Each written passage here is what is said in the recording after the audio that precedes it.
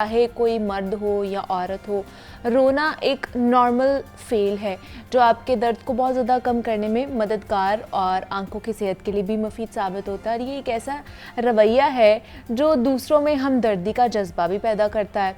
इसलिए जब आप दुख या फिर किसी भी तकलीफ़ में होते हैं ना, तो दूसरे लोग आपसे हमदर्दी रखते हैं। और रोना किसी भी इंसान के लिए कमज़ोरी की अलामत नहीं होता। मतलब हमें ये होता है कि अगर कोई बंदा या कोई शख्स रो रहा है तो शायद वो कमज़ोर है, ऐसा नहीं है, बल्कि इस अमल से आपका दिमाग और आपके जिस्म पर फ़ायदे मुरतब होते हैं। और रोने की मुख्तलिफ़ वजह हो सकती हैं, जिनमें दर्द या फिर तकलीफ़ का एहसास, उदासी होना, गुस्से में रोना आना, या खुशी के मौके पर भी इंसान के आंखों से आंसू निकल ही आते हैं। तो कोई फिल्म देखते हुए भी रो पड़ता है, प्याज काटते हुए भी कोई रो पड़ता है। और दूसरा, एक्सपर्ट्स जो है ना वो कहते हैं कि जनाब रोने के कई फ़ायदे हैं। ताहम आंसू कितने किस्म के होते हैं, रोने के फ़वाइद और इंसान को कितना रोना चाहिए, ऐसे और भी बहुत से सवालात हैं जिन पर आज हमने गुफ्तगू करनी है। हमारे साथ इन स्टूडियोज़ में मौजूद हैं डॉक्टर रफ़ीक डार हैं। जनाब, उनसे जानने की कोशिश करेंगे कि रोना कितना फ़ायदेमंद है। एक तो जिस्मानी तौर पर इसके क्या क्या फ़ायदे हो सकते हैं और मेंटली तौर पर किस तरह के हमें फ़ायदे पहुंच सकते हैं। दूसरा, क्या इसका नुकसान भी होता है, हमें इस हवाले से जानने की कोशिश करें। डॉक्टर साहब, आपको खुशामदीद कहती हूँ जागो लाहौर में। कैसे हैं आप? Thank you, I am good, thank you. Doctor साहब, रोना मतलब बहुत से लोग इसको समझते हैं कि अगर आप रो रहे हैं तो शायद आप कमज़ोर हैं, इसलिए आपका रोना निकल आता है। लेकिन कितने किस्म के रोने हो सकते हैं, सबसे पहले तो वो बताइए। अच्छा, इससे पहले मैं थोड़ा सा ये आपको बताऊंगा कि अल्लाह ताला ने जी हमारी बॉडी में या हमें कुछ ऐसे बिहेवियर्स दिए हैं जो हमें नेचुरली प्रोटेक्ट कर रहे होते हैं। ओके। जिस तरह फॉर एग्जांपल अलहदा बैठना, हाँ। एक ऐसा बिहेवियर है, ये हमें कई चीज़ों में प्रोटेक्ट करता है। ट्रू। खुश होना ये नेचुरल चीज़ है, और जब हम खुश होते हैं तो ये हमें कहीं ना कहीं प्रोटेक्शन मिलती है। जी। इसी तरह इवन खांसी का लगना ये प्रोटेक्शन देता है समटाइम। हाँ, इसी तरह इन तमाम जो प्रोटेक्टिव मैकेनिज्म अल्लाह ने आपको दिए हैं ना, इनमें से कोरोना भी मैकेनिज्म है। ओके। और ये नेचुरल मैकेनिज्म है, और इसको मैं कहूँगा this is omni present part of every human being. यानी कि ये कोई ऐसा इंसान इस प्लेनेट पे हो नहीं सकता जो कहे जी मुझे कभी रोना नहीं आया। सही। हाँ, रोने के ट्रिगर्स बहुत हो सकते हैं, डिफरेंट हो सकते हैं, पर्सन टू पर्सन वेरी कर सकते हैं, जेंडर्स में रोना वेरी कर सकता है, लेकिन ये ज़रूरी है कि हर इंसान जो है वो रोता है, उसको कहीं ना कहीं वो रोएगा। ठीक है। अब जहाँ तक इसके बेनिफिट्स का तल्लक है, देखिए जैसे आपने पहले इंट्रो में जिक्र किया कि इसके फिजिकल बेनिफिट्स भी हैं और इसके मेंटल बेनिफिट्स भी हैं। अब इसमें अगर सबसे पहले अगर हम जब रोते हैं तो इसमें सबसे इम्पोर्टेंट जो कंपोनेंट होता है ना रोने का, वो आंसू का बहना है। अगर आप आंसू की केमिकल कंपोजिशन देखें ना, ये आंसू की केमिकल कंपोजिशन ऐसी ही होती है कि अगर आपको कभी कुछ जख्म हो जाए तो जिस वाटर से आपके जख्म डॉक्टर साफ करते हैं ना, जिसे हम नॉर्मल सलाइन कहते हैं, जी। तो ये आंसू की कंपोजिशन कुछ मिलती जुलती होती। अच्छा, ठीक है। इसका मतलब पहला फायदा तो ये हुआ कि जब आपको आंसू आता है या रोना आता है तो आपकी आंखों की क्लेंजिंग होती है। हाँ, सही। और दूसरा, अंडरस्टैंड ये करना आपने कि जब आपको रोना आता है, रोना आपको तब आता है जब आपको जरूरत होती है। नेचुरल रोने की बात करूं, क्योंकि एक इंड्यूस क्राइंग भी है। ओके। कि आप जाहिर है जब फिल्मों में एक एक्टर जो है वो इंड्यूस करते हैं, उसके भी फायदे हैं। उसका एक तो फिल्म में फायदा है कि उसकी जाहिर एक्टिंग का पार्ट है, लेकिन उसकी बॉडी के ऊपर इंड्यूस रोने से भी इफेक्ट आ रहा होता है, क्योंकि आपकी बॉडी और माइंड का कनेक्शन हो जाता है। हाँ। तो इसी तरह अगर मैं रोने के फ़वायद को बयान करूं तो इसके ना 4 डायनेमिक्स में आप इसके फ़वायद बयान कर सकते हैं। ठीक है। फर्ज करें जो पहला डायनेमिक है ना, उसको मैं स्पिरिचुअलिटी से स्टार्ट करता हूँ। देखिए, अगर आप स्पिरिचुअलिटी को देखें, अपने रिलीजन में जो आप प्रैक्टिस करते हैं उसके देखें, जैसे बीइंग मुसलमान हमारा एक अल्लाह के साथ कनेक्शन होता है। जब हम अल्लाह के पास जाते हैं, इबादत में जाते हैं और आपके आंसू निकलते हैं, तो वो उसकी जो एक्सेप्टेंस है ना दुआ की, वो बढ़ जाती है। तो ये एक हमारा स्पिरिचुअल फायदा हो जाता है। ठीक है। कि आप अल्लाह के करीब होते हैं, आप तौबा करते हैं, तो ये एक स्पिरिचुअल फायदा। इसी तरह आपका सोशल फायदा भी है। अच्छा। यानी कि अगर आप सोशल डायनेमिक्स में डिस्कस करें, देखें जब आप रोते हैं तो लोगों के लिए आपके लिए लोगों में एक सिंपैथी बढ़ती है। एक एहसास बढ़ता है, ठीक है, कोलैबोरेशन होती है, सही, क्योंकि you are feeling sad and आपको एक सोशल सपोर्ट की ज़रूरत होती है। इसी तरह इसका साइकोलॉजिकल फ़ायदा है, यानी कि आप साइकोलॉजिकल डायनेमिक्स में देखें ना, आपकी इमोशन, जब आप रोते हैं तो आपके जो इमोशन रिप्रेस्ड पड़े होते हैं किसी वजह से, आप सैड हैं, वो बाहर निकलते हैं, ठीक है, और जैसे ही आपके ये नेगेटिव इमोशंस बाहर आते हैं, आप फाइनली रिलैक्स हो जाते हैं। Exactly, no doubt. और दूसरा जो सबसे जो बड़ा इसका फायदा है ना, उसकी पूरी बायोलॉजी इन्वॉल्व है, यानी कि जब आप रोते हैं तो सिर्फ आंसू बाहर नहीं आ रहे होते, आप ये बिलीव करें कि आपकी पूरी बॉडी हिल रही होती है, आपकी पूरी बॉडी में कई मैकेनिज्म चल रहे होते हैं। फॉर एग्जाम्पल, जैसे आप रोते हैं ना, तो आपके बॉडी में कई केमिकल्स, जिसे हम न्यूरोकेमिकल भी कह सकते हैं, कुछ हार्मोन्स भी होते हैं, वो चेंज होते हैं। ओके। फॉर एग्जाम्पल, पहला हार्मोन मैं आपको बताता हूँ कि जब आप रोते हैं ना, तो आपकी बॉडी में कार्टिसोल का लेवल कम होता है। अच्छा। अब कार्टिसोल एक ऐसा हार्मोन है जो आपको स्ट्रेस देता है। तो स्ट्रेट फॉरवर्ड कि जब आप रोते हैं तो कार्टिसोल डाउन हुआ, आप स्ट्रेस फ्री होता है, हाँ, खत्म और जब आप का स्ट्रेस फ्री होता है ना, तो आपका इम्यून सिस्टम बेहतर होता है। जब आपका इम्यून सिस्टम बेहतर होता है तो आपको इन्फेक्शंस कम लगती, बीमारियां कम लगती हैं ना, ऑब्वियसली आपका इम्यून सिस्टम बेहतर हो रहा। अब ये एक साइड पे, फर्ज करें दूसरा एक मैं आपको एक न्यूरोट्रांसमीटर बताता हूँ कि आपकी बॉडी में ना, आपके ब्रेन में स्पेशली एक न्यूरोट्रांसमीटर होता है जिसे हम सेरोटोनिन कहते हैं जी। जब आप रोते हैं सेरोटोनिन बढ़ता है जी। अब सेरोटोनिन एक ऐसा हार्मोन है जो आपको हैप्पीनेस देता है, यू फील हैप्पियर देन। फिर आपकी बॉडी में एक ऐसा न्यूरोट्रांसमीटर जिसको हम एंडोर्फिन्स कहते हैं। एंडोर्फिन्स ऐसी चीजें हैं जो पेन को कम करती हैं। ओके। लेकिन जब आप रोते हैं तो वो आपकी बॉडी में नेचुरल जो पेन किलर है, जिस तरह ये एग्जैक्टली वैसे पेन किलर होते हैं ना जैसे एक मॉर्फिन है। मॉर्फिन आपने नाम सुना होगा दुनिया में, हाँ, हालांकि एडिक्टिव ड्रग है, लेकिन मॉर्फिन जो है वो दुनिया में सबसे ज्यादा बेहतरीन पेन किलर भी है, यानी कि इवन कैंसर की लास्ट स्टेजेस में आपको मॉर्फिन दी जाती है। बिल्कुल। और मैं आपको बताऊं कि आपकी बॉडी में नेचुरली मॉर्फिन जैसे केमिकल खारिज होते हैं जब आप रोते हैं। ओके। जिसकी वजह से आपका पेन जो है वो कम होता है। अब ये तो केमिकली आपको फायदे हैं, यानी इससे आपकी मेंटल हेल्थ को भी फायदे और फिजिकल भी फायदे, लेकिन क्या नुकसान भी हैं इनके? हाँ, अगर आप रूटीन में बहुत ज्यादा रोते हैं, हाँ, एक मैं आपके व्यूअर्स को ये बात बता दूं, ठीक है, देखें, जो रोने का प्रोसेस है, जितने भी आपको मैं फायदे बता रहा हूं, ये टेम्परेरी फायदे हैं। अच्छा, यानी कि ये नहीं हो सकता फर्ज करें आपको कैंसर है, आप रोएं और आपका कैंसर ठीक हो गया, ना, ठीक है ना। रोने से आपको टेम्परेरी रिलीफ तो मिल सकता है, लेकिन आपको परमानेंट रिलीफ नहीं मिलेगा। परमानेंट रिलीफ के लिए you should consult any professional help. फर्ज करें आपको मेंटल हेल्थ इशू है, आपको किसी भी मेंटल हेल्थ प्रोफेशन, जो जिस तरह का भी आपको प्रॉब्लम है, उस तरह के स्पेशलाइज्ड पर्सन से आप उससे मिलें, उससे हेल्प लें।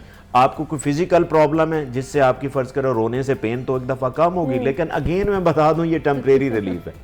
हाँ, अगर आप ज्यादा रोते रहते हैं, ठीक है, ज्यादा आपकी फ्रीक्वेंसी, ये भी आपको मैं बताऊंगा कि एक यूजुअली फ्रीक्वेंसी कितनी होनी चाहिए जो नेचुरल रोने की होती है, या क्राइंग की एक फ्रीक्वेंसी है।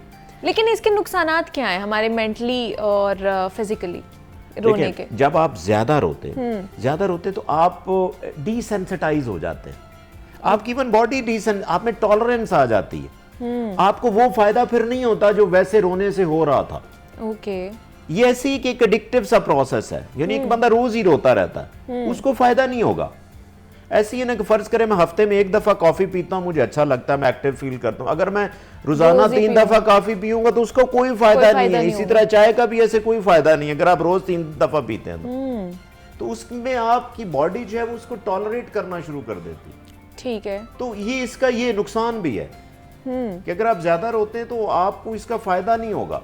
तो मतलब फिर कितना रोना चाहिए, इसकी फ्रीक्वेंसी कितनी होनी चाहिए? साइंटिस्ट या रिसर्चर्स कहते हैं ना, एक एवरेज फ्रीक्वेंसी जो है वो फीमेल में ज्यादा है, यानी कि फीमेल एवरेज एक मंथ में 5.3 टाइम्स रो सकती है। ओके, 5.3 एवरेज आप 5 टाइम्स कह लें। ठीक है। और एक मेल जो है वो 1.3 टाइम्स पर मंथ रोता है। अच्छा। हाँ, यानी कि ये नेचुरल फ्रीक्वेंसी है। अगर एक फीमेल रोज जो है वो रो रही है तो इसका मतलब उसको प्रोफेशनल हेल्प की जरूरत है। रोने से काम नहीं होगा। इसका मतलब कि वो फिर नेचुरली रोना नहीं आ रहा। हाँ, नेचुरली नहीं आ रहा, उसका जो पीछे को ट्रिगर है वो बहुत वो हैवी ट्रिगर किस्म हो रहा है। ठीक है, उसके सोल्यूशन की जरूरत है। उससे फायदा नहीं होगा। ठीक है, फायदा ये हो कि आप इवन जिस तरह आपने बात की टाइप्स की, रोने की 2 टाइप्स हैं। एक जाहिर है आप किसी प्रॉब्लम में रोते हैं, एक आपके टीयर ऑफ जॉय भी जिसे कहते हैं कि खुशी में भी आपके आंसू निकल आते हैं। हाँ, उसमें होता ही है कि जब आपको कोई सक्सेस नहीं मिल रही होती, आप बहुत परेशान होते हैं, एफर्ट कर रहे हैं, आप सैड भी हैं, लेकिन जैसे आपको खुशी मिलती है ना, वो बेसिकली सैडनेस जो पड़ी होती है वो बाहर आ जाती है। ओके। अक्सर आपने टीयर ऑफ जॉय तब आप देखते हैं जब आप बहुत बड़ा चैलेंज अचीव करते हैं, फिर आपको रोना आता है क्योंकि आपने बहुत स्ट्रगल्स की होती। तो वो जितनी भी स्ट्रगल्स के अंदर चैलेंजेस होते हैं, जब आपको वो खुशी मिलती है तो उसमें आप बाहर निकालते हैं। तो वो फिर इस तरह वो टीयर ऑफ जॉय इस तरह होता है। अच्छा, दूसरा जब हम स्ट्रेस में होते हैं, एंजाइटी में होते हैं, उसमें भी छोटी छोटी बात ट्रिगर कर जाती है और उसमें भी आपको रोना आ रहा होता है, तो उससे किस तरह कोप अप किया जा सकता है? क्या वो नेचुरली होता है या वो भी इंड्यूसिव होता है? देखिए, जब आपको कुछ स्ट्रेस है तो उसमें अगर आपको कोई रोना आ रहा है तो लेट इट डू, आप रो लें, कोई मसला नहीं। ठीक है। जब आप उसको स्टॉप करेंगे ना तो बहुत सी चीजें आप अपने अंदर रख लेंगे। तो ये नेचुरली जब आपको रोना आता तो आने दे, ठीक है ना, उसमें कोई मसला नहीं। हाँ, जाहिर है जब आप इंड्यूस रोते हैं तो वो तो कोई पर्पस होता है ना आपका, या कहीं आप मैनिपुलेशन कर रहे हैं, या आप किसी फिल्म ड्रामे में आपका कोई सीन ऐसा है जिसमें आपने रोना, वो इंड्यूस, लेकिन उसका भी फायदा है। अच्छा, जिस मैं आपको बता रहा था कि आपके ना माइंड और बॉडी में कनेक्शन होता है। जो चीज आपके माइंड में चल रही होती है ना, बॉडी में वैसे रिफ्लेक्ट होती। फर्ज करें, if I am feeling sad in the mind, मेरी बॉडी सैडनेस इंडिकेट करेगी। अगर मैं आपको एक्टिव कर लेता हूं तो मेरे माइंड में एक्टिवनेस आ जाएगी। तो ये दोनों आपस में कनेक्टेड है। इसीलिए आपने कभी लाफ्टर थेरेपी सुनी? यानी कि जब आप बहुत ऊंची हंसते हैं तो बेसिकली वो इफेक्ट यहाँ पे जा रहा होता है। इसलिए अगर आप इंड्यूस रोते भी हैं ना तो उसका इफेक्ट इधर आएगा। सही, उसका इफेक्ट इधर आएगा। तो ये माइंड और आपका जो सोल है ये इंटरकनेक्टेड है। अच्छा, दूसरा डॉक्टर रफीक, मतलब हमारी सोसाइटी में एक ये टैबू भी है, या इसको कह लिया जाए कि मर्दों को रोना नहीं आता या उनको रोना नहीं चाहिए, मतलब बचपन से ही उनको कहा जाता है कि तुम लड़के हो, लड़के नहीं रोते हैं, लड़कियां बेशक रो लेती हैं, और वो वैसे ही उनकी परवरिश की जाती है। और बड़े होकर भी कहा जाता है कि मर्द नहीं रोता या मर्द को दर्द नहीं होता। तो ये बहुत हमने सुनी हुई लाइन्स।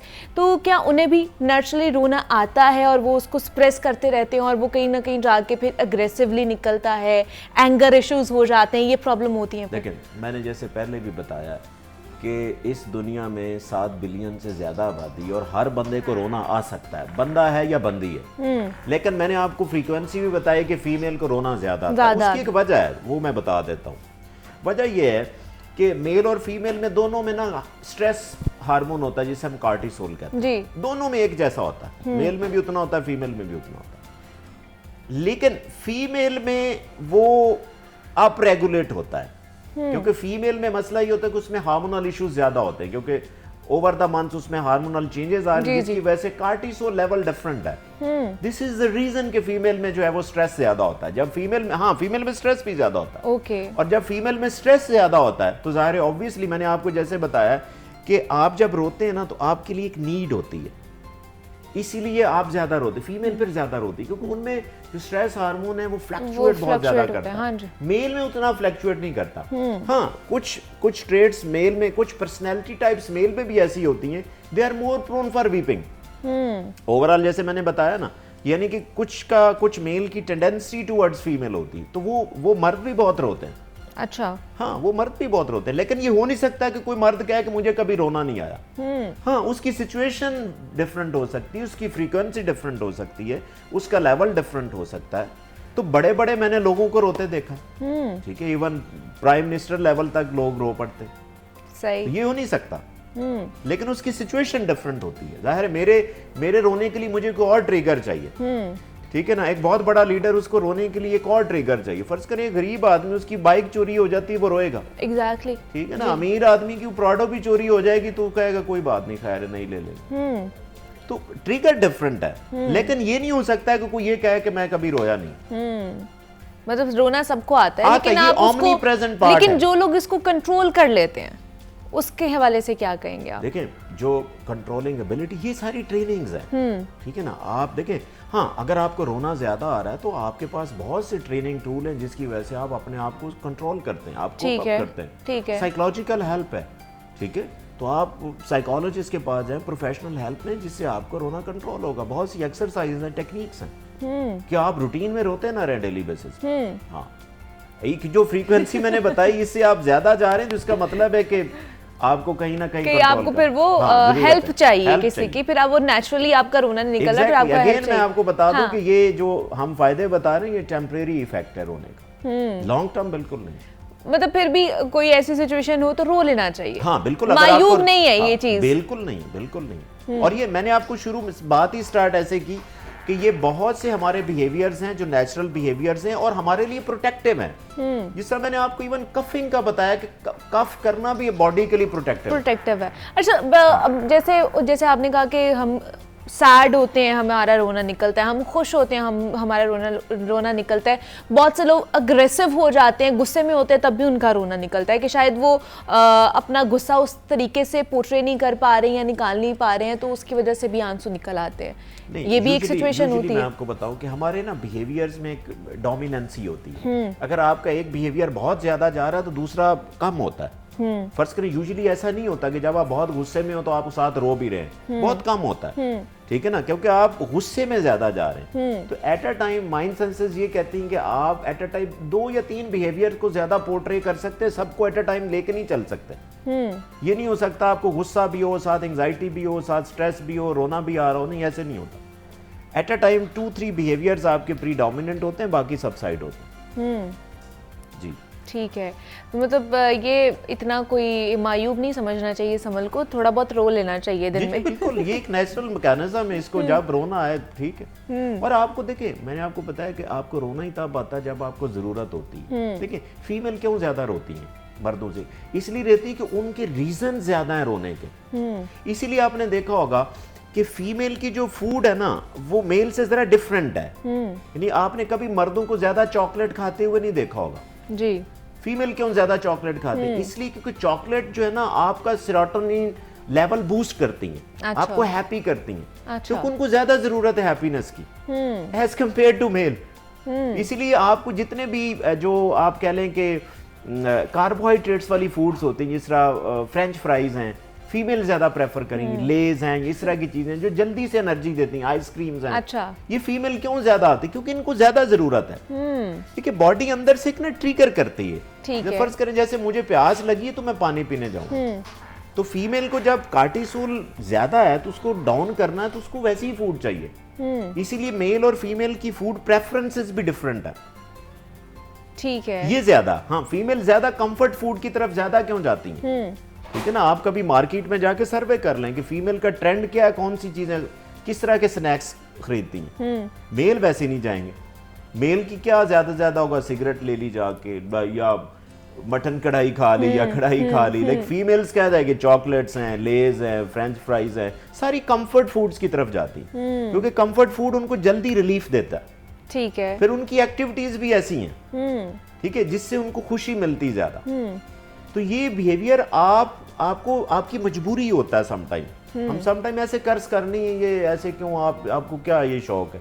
वो अंदर उसकी डिजायर है, नेचुरल डिजायर है, वैसे ही होता है। ठीक है, लेकिन मतलब हम ये कहते हैं ना, बचपन में भी बच्चों को भी नहीं हम रोने देते हैं, तो ये इस बिहेवियर को हमें चेंज करने की जरूरत है? नहीं, कोई जरूरत नहीं। देखिए, ये नेचुरल बिहेवियर नहीं, रोने नहीं देते ना हम उन्हें कि नहीं आपने रोना नहीं है, ठीक है, इट्स ओके। तो इस चीज को हमें चेंज करने की जरूरत है कि रोने दिया जाए। एग्जैक्टली, अगर कोई नेचुरल रोना आ रहा है तो आप रोने दे। वो रोने का ना एक टाइम है। अच्छा, रोने का आप ज्यादा देर के लिए नहीं रो सकते, ये भी मैं आपको बता। कितनी देर के लिए रो सकते? ऐसे मिनट्स। बाद में अगर आप रोएंगे, फर्ज करें कुछ हमारे कल्चरल इवेंट्स पे हम रोते हैं। फॉर एग्जांपल, कोई डेथ हो गई है जी, रिलेटिव्स में आपकी कोई डेथ हो गई, आप एज ए वुमेन जाके रोना शुरू कर देती हैं, ठीक है, तो आपसे ज्यादा नहीं रोया जाएगा। This is the reason. अगर आपने कभी ट्रेडिशनल लोग जो आप इधर जाए ना देहातों में, तो जब औरतें रो रही होती हैं किसी डेथ पे, अपने मुंह पे कपड़ा डालती हैं क्योंकि अंदर से उनको रोना नहीं आ रहा, क्योंकि रोने का जो फ्रीक्वेंसी थी वो चली खत्म हो गई है। अब वो पोर्ट्रे कर रही है कि मैं रो रही हूँ। ठीक है, मतलब इसका भी एक टाइम होता है, ऑटोमेटिकली डाउन हो जाएगा होती है कि जब आपने वो चीजें करनी होती है। डॉक्टर रफीक डार, मेंटल हेल्थ एक्सपर्ट हमारे साथ मौजूद। डॉक्टर साहब बहुत शुक्रिया आपके वक्त का कि आप यहाँ पर आए, और रोना क्यों जरूरी होता है उसके वाले से हमने जनाब बात की। यहाँ पे छोटी सी ब्रेक लेते हैं, मिलते हैं उस ब्रेक के बाद।